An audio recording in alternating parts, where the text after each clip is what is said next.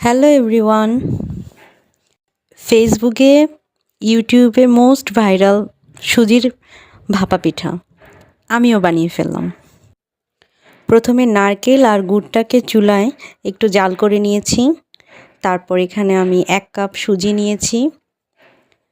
মানে ওই নারকেল আর গুড়টাকে আলাদা আলাদা না দিয়ে আমি একসাথে মিশিয়ে নিয়েছি আর কি। তো 1 কাপ সুজির সাথে আমি এখানে নিয়েছি 1 কাপ হালকা কুসুম গরম জল, একদম হালকা, আঙুল ডুবানো যাবে এরকম সহনীয় গরম জল। কারণ হঠাৎ করে বানাবো প্ল্যান করেছি তো, গুঁড়ো দুধ ছাড়া লিকুইড দুধ ছিল না। তো আমি এখানে 3 চামচ গুঁড়া দুধ নিয়েছি। আপনারা যে কোনো গুঁড়া দুধ নিতে পারেন। সামান্য লবণ, আধা চামচ বেকিং পাউডার, এই তো এতটুকুই, আর কিছু না। আর আমি সামান্য চিনি দিয়েছি, প্রায় 1.5 চামচের মতন আমি চিনি দিয়েছি। যদিও কেউ দেয়নি, এটা আমি নিজে থেকেই দিয়েছি। এগুলো দিয়ে আমি প্রায় 2 মিনিট 3 মিনিটের মতন ভালো করে নাড়াচাড়া করে এগুলোকে 10 মিনিট রেস্টে রেখেছি। তারপর আমি এখানে 2টো স্টিলের বাটি নিয়েছি। বাটি দুটোতে আমি আগে থেকে অয়েল ব্রাশ করে নিয়েছিলাম। তারপর এখানে আমি একে একে এগুলোকে সেট করেছি।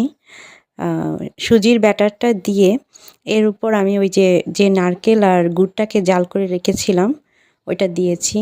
তারপর আমি এখানে বাদাম কুচি, তারপর কিশমিশ, এগুলো দিয়ে আমি ডেকোরেট করেছি।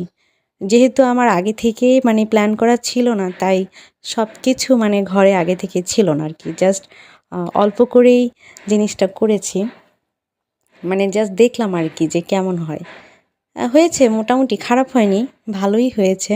একদম কম সময়ের মধ্যে কম পরিশ্রমে ভালোই হয়েছে পিঠাটা। তো নেক্সট আবার বেশি করে করার ইচ্ছা আছে।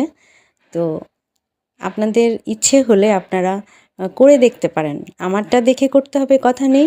ফেসবুক, ইউটিউবে সার্চ দিলে সুজির ভাপা পিঠা আপনারা আমার থেকেও অনেক ভালো রেসিপি পেয়ে যাবেন। তো একবার ট্রাই করে দেখতে পারেন, সত্যি খুব মজা হয়।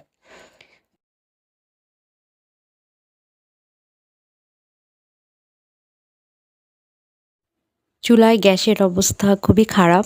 আমি আগে থেকে একটি বড় কড়াই সামান্য একটু জল দিয়ে চুলায় বসিয়ে রেখেছিলাম। ওটাতে আমি একটা স্ট্যান্ড দিয়ে তারপর একটা স্টিলের থালা দিয়ে ঢেকে রেখেছিলাম যাতে জলটা ভালোভাবে গরম হয়ে যায়।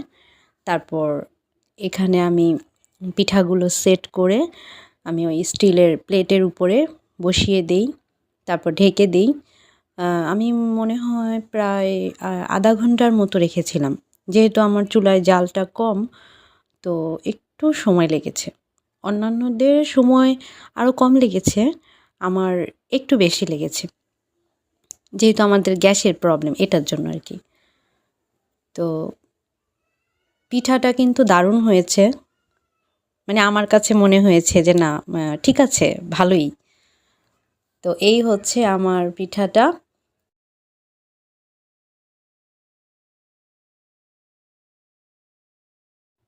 দেখেন তো, এই হলো পিঠাটা। সুন্দর হয়েছে না? সুজির ভাপা পিঠা আমরা অলরেডি খেয়ে ফেলেছি, ভিডিও করতে ভুলে গেছি। আর বাকি যে নারকেলের ইয়াটা ছিল, পুরটা ছিল, ওইটা দিয়ে আমি এভাবে আর কি একটু পুলি পিঠার মতো বানিয়ে নিয়েছি। সবাই বাসায় ট্রাই করবেন সুজির ভাপা পিঠা। সবাইকে অনেক ধন্যবাদ আমার ভিডিওটি দেখার জন্য।